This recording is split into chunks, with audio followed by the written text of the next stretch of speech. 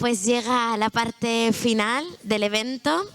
A David Noguera, al presidente de esta organización, también le escuché decir que la acción humanitaria se resume en una sola cosa, en seres humanos ayudando a otros seres humanos que viven en otras circunstancias más complejas, que es de vendaje a vendaje, de satura a satura, de vacuna a vacuna.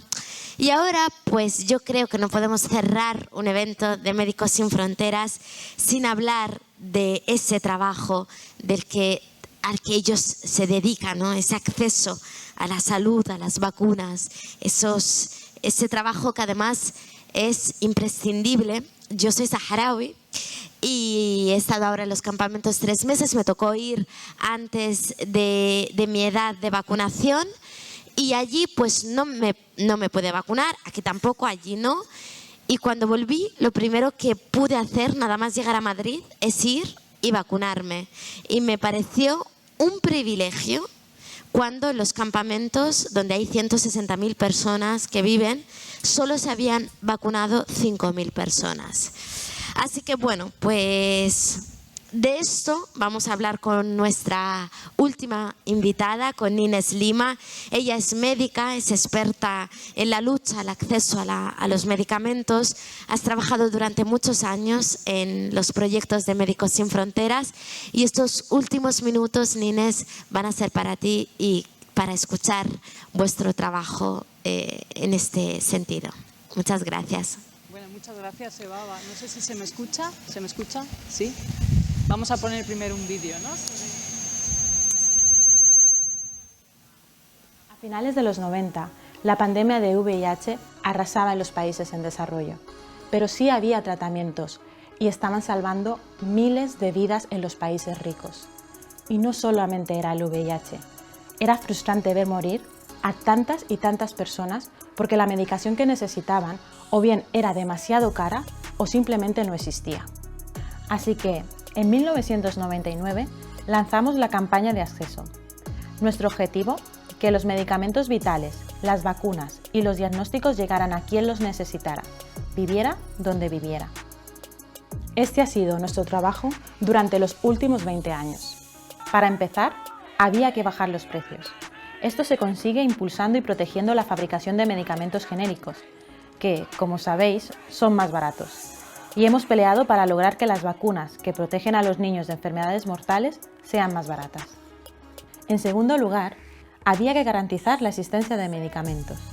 Por ejemplo, hemos conseguido que algunas farmacéuticas reanudaran la producción de medicamentos que habían dejado de fabricarse porque no eran rentables. En otros casos, hemos colaborado en la investigación de nuevos tratamientos, como ha ocurrido con la tuberculosis. Y por último, siempre nos hemos centrado en las personas. No hemos dejado de presionar para que la investigación priorice las necesidades de los pacientes y no los beneficios de las farmacéuticas. Siempre hemos sido un altavoz para los pacientes y los hemos acompañado en su lucha por el cambio. Más de 20 años después del nacimiento de la campaña, la COVID-19 nos ha traído los mismos desafíos. Ante una nueva enfermedad, otra vez, las farmacéuticas solo han pensado en sus beneficios. La distribución de las vacunas ha sido desigual y el mundo ha quedado dividido entre una minoría de países donde la gente está protegida y una mayoría donde millones y millones de personas siguen bajo la amenaza de esta enfermedad mortal. De nuevo, hemos alzado la voz. Y hoy, más que nunca, nuestro lema sigue siendo relevante. Los medicamentos no deberían ser un lujo.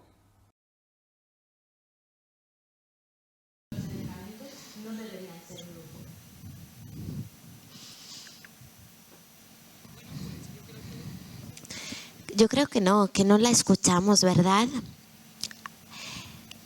¿Ahora sí? Ahora sí. Ahora sí. Ahora. Bueno, pues como explica el vídeo, 20 años, ¿no?, de recorrido de la campaña de acceso a medicamentos esenciales para abordar fundamentalmente estos 3 pilares. La reducción de precios de medicamentos, inclusive o acceso gratuito a a los pacientes que están sufriendo en distintos lugares del mundo. En emergencia siempre hablamos de acceso gratuito en respuesta a epidemias o en todas las emergencias humanitarias, pero abordamos todo a todos los niveles de pacientes que lo necesitan, ¿no? O sea, reducción de precios, después hablamos de las existencias. Tiene que haber una capacidad de producción para abastecer a todas las personas que lo necesitan y, por último, la necesidad de la investigación para todas estas enfermedades desatendidas o que no tienen, estos pacientes que no tienen este acceso a los medicamentos. Y yo quería ahora compartiros en los últimos minutos, que ha sido una jornada súper interesante, de tanta transversalidad y de tanto aprendizaje, compartiros cómo esta misma campaña de acceso apoyó a personas concretas en un proyecto de Médicos Sin Fronteras en la India, ¿no? En la India estuvimos trabajando, arrancamos el proyecto en el año 2007 y yo tuve la fortuna de acompañar el recorrido de este proyecto desde el principio hasta el final, ¿no? Yo era referente de enfermedades tropicales en la sede, en el Departamento Médico de Médicos Sin Fronteras, y el proyecto estaba muy bien articulado porque estaba enfocado en proporcionar el mejor tratamiento para los pacientes que sufrían de una enfermedad desatendida o enfermedad tropical olvidada, que es el Kala-Azar. Y el Kala-Azar, que es la leishmaniasis visceral, y se llama Kala-Azar porque se traduce como fiebre negra en hindi, es una enfermedad que afecta a la gente más pobre del mundo, porque está transmitida por una mosquita de arena que ocurre en zonas donde no hay higiene, donde las casas no están bien estructuradas, donde hay muchísima pobreza, ¿no? Y en el caso de la India, que es uno de los países más afectados del mundo por esta enfermedad, pues afectaba a la gente más pobre de la India en este sistema terrible de castas, donde las castas más afectadas se llamaban los intocables o los comedores de ratas. Eran como lo más estigmatizado de la sociedad india y una de las zonas más afectadas por esta enfermedad. Esta enfermedad, no sé si sabéis, se transmite por una mosquita, produce un parásito, la mosquita pincha, te pica y te transmite un parásito que lo que hace es dar una serie de síntomas. Te produce fiebre prolongada, te produce una pérdida de peso tremenda, te baja las defensas, te sufres con anemia y además hoy día en el planeta todavía hay entre 50.000 y 90.000 casos nuevos al año y también se comporta en epidemias. Ocurre en India, ocurre en la zona de Brasil y en el este de África, ¿no? Fundamentalmente. Entonces, India era una de las cunas de esta enfermedad y tenía mucho sentido trabajar allí porque las personas que sufrían esta enfermedad no tenían acceso a un buen tratamiento, y un buen tratamiento significa un tratamiento que te cura en la mayoría de los casos, un tratamiento que no tiene efectos tóxicos, ¿no? Que puedas tener tantos efectos secundarios que tienes que dejar la medicación, o un medicamento. Los medicamentos existentes en aquel momento en India eran muy tóxicos, no eran eficaces más y además los pacientes tenían que estar hospitalizados durante un mes, con todo lo que eso conlleva a nivel social, estructural, comunitario, económico, para disrumpir la vida cotidiana de la gente tan pobre, ¿no? No se podía dar a mujeres embarazadas los tratamientos existentes y dijimos, bueno, existe un medicamento que sí funciona, ¿no? Es el Ambisome, que es la anfotericina liposomal, lo produce una farmacéutica, una industria farmacéutica que se llama Gilead. Y cómo se articula el proyecto es con estos tres pilares que explica el vídeo, ¿no? Vamos a tratar el máximo número posible de pacientes con la mejor terapia, el mejor tratamiento disponible para curar esta enfermedad terrible, porque si no la curas, el 95% de los pacientes se van a morir. Es decir, si no tienes acceso al tratamiento, tienes un 95% de chance de morirte. Y vamos a hacerlo en el marco de investigación. O sea, vamos a hacerlo bien hecho, con las autoridades indias, de la mano de las autoridades de investigación, que son además la gente que más sabe del mundo sobre Kala-Azar, y vamos a hacerlo de una manera coordinada y de una manera científica con rigor, ¿no? Entonces proponíamos hacer el proyecto SHARMO diciendo vamos a tratar a 5.000 pacientes. Y claro, las autoridades indias no se lo creían. ¿Por qué? Porque el precio del medicamento era un cuello de botella, era muy importante, valía $3.500 el tratamiento por paciente. Y nosotros dijimos, lo vamos a hacer porque vamos a empezar a pelear desde el principio por la bajada de estos precios de este tratamiento que funciona para darle salida a tanta gente afectada en esta zona de la India. Y así se produjo el proyecto. Estuvimos tratando a 5.000 pacientes, estuvimos demostrando que esta medicación ya se podía administrar no solo en un mes de hospitalización, sino en 10. Fuimos reduciéndolo a 4 días y al final, siguiendo investigando, siguiendo publicando y siguiendo haciendo coaliciones con gente de rigor científica, el último proyecto fue con DNDi, que es la entidad que se llaman Drugs for Neglected Diseases Initiative, que trabaja con Médicos Sin Fronteras siempre en enfermedades olvidadas, y la campaña pudimos demostrar que el Ambisome se podía administrar en 2 horas a nivel ambulatorio en los centros de salud y ya no en el hospital. Es decir, el paciente llegaba, en 2 horas se ponía su perfusión endovenosa, se quedaba allí y al día siguiente o en la misma tarde se podía dar de alta. Y además esta medicación se podía dar a todos los grupos de edad, se podía dar a las mujeres embarazadas sin efectos secundarios y el 97% de los pacientes se iban a curar. En todo este recorrido de investigación y publicaciones, la campaña de acceso, junto con la Organización Mundial de la Salud, fueron reduciendo el precio del medicamento. Hubo una lucha muy importante, se publicaron todos los datos, se demostró la eficacia del tratamiento en una sola dosis y fue un cambio de paradigma porque se cambió el protocolo nacional de India y esto significa que hubo tanta presión y tanta agitación sobre la eficacia de este medicamento, que le llamaban la droga milagrosa, que empezó a haber financiación internacional para montar una coalición con todos estos actores y querer eliminar el calazar en la zona, no solo en India, sino también en Nepal y en Bangladesh. Y la industria farmacéutica se comprometió a distribuir de manera gratuita vía Organización Mundial de la Salud el medicamento y esto ha llevado a grandes planes de eliminación en el continente y en la región, ¿no? Entonces, estos son los logros que una campaña puede con la persistencia y la perseverancia de seguir tocando a la puerta para beneficiar la salud de la gente que no puede permitirse tratarse y es lo que enorgullece a Médicos Sin Fronteras trabajar con la campaña de medicamentos, ¿no? Por este logro de India, que yo siempre lo cuento con mucho entusiasmo, porque además siempre hay que seguir con todas estas enfermedades que no tienen salida, como la tuberculosis, el VIH, los niños desnutridos y toda la campaña de 20 años de tantos ejemplos que tenemos, ¿no?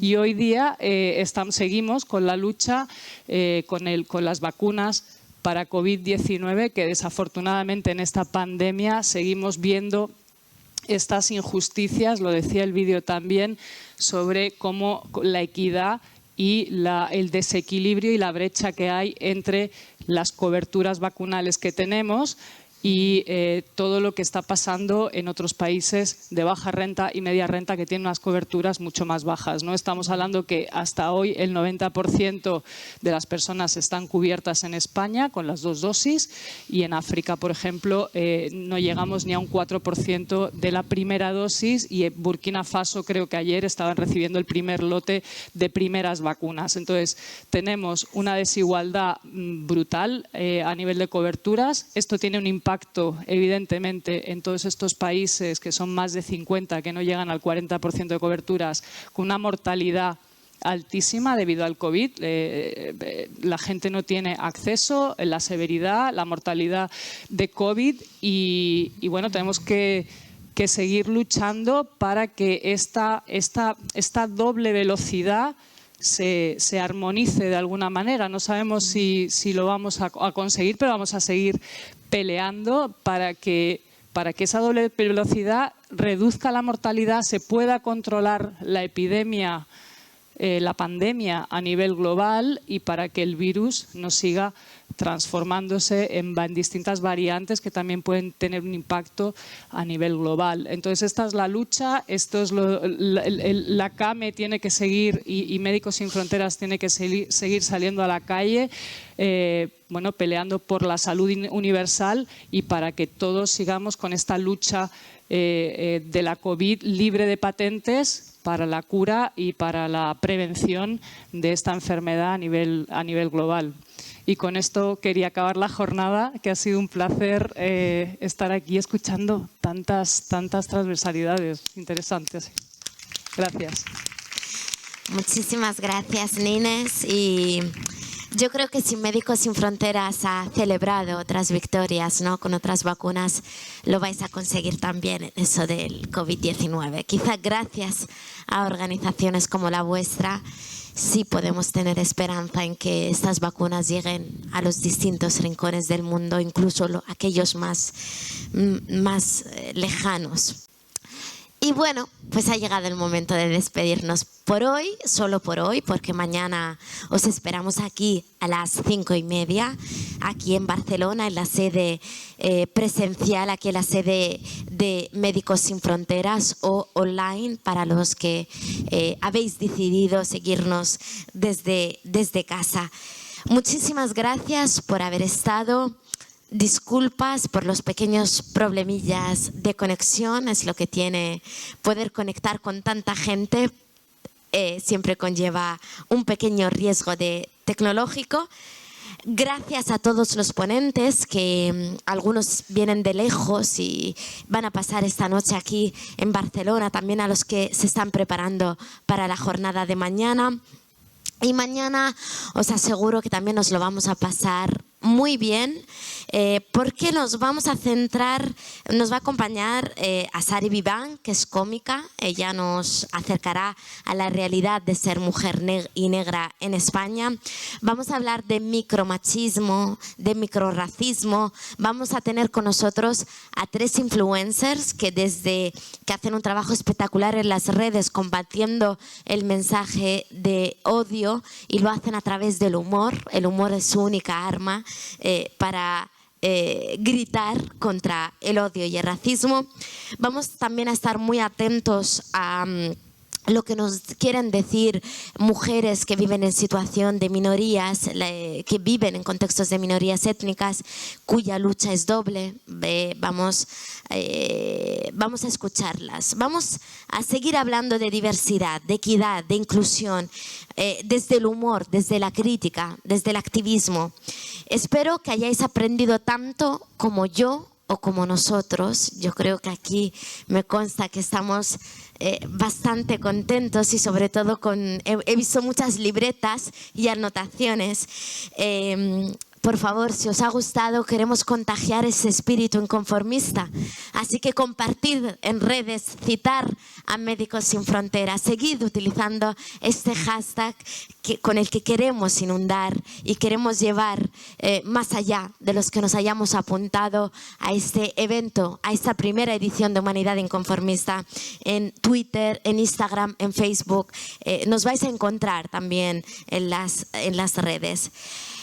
Os mando un abrazo, y un abrazo de verdad, un abrazo fuerte, ahora que ya va haciendo fresquito, de parte de todo el equipo de Médicos Sin Fronteras, de parte del equipo técnico. Aquí hay cámaras, hay operadores de sonido, hay regidores, hay realizadores que han hecho un trabajo impecable, todo el equipo de comunicación de Médicos Sin Fronteras, todo el equipo que lleva meses organizando estas jornadas para que hoy estemos aquí de Humanidad Inconformistas. Gracias Carlos, Ana, Mila y a todos los demás, es solo por citar algunos. Oye, pues eso suena más a despedida, así que nada, lo dejamos aquí. Os espero mañana a las 5:30 y muchísimas gracias por no conformaros.